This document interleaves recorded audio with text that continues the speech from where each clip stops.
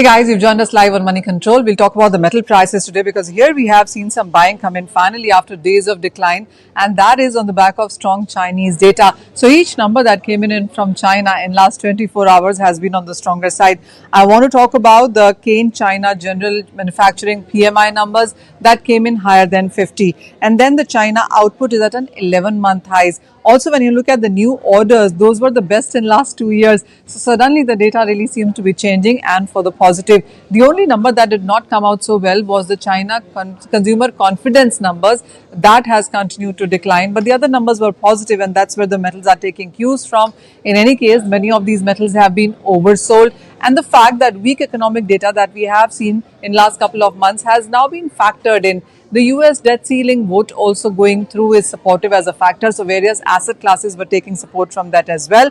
And for copper especially, which saw a decline of 6% for the month of May, posting the worst monthly decline in 11 months, has started June on a positive note. Actually, when you look at metals, most of them, the underlying commodity that is trading in the positive for the 1st June. The month of May has been negative for all of them.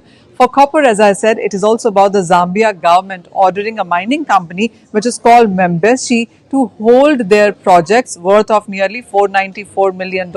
So that means that the newer supply from Zambia is not coming in, and that also seems to be supportive of the prices. Not every number is good here, because when you look at the copper imports within India, we are looking at 15% of a jump on this one as well on an year-on-year basis for this for the financial year that is gone by.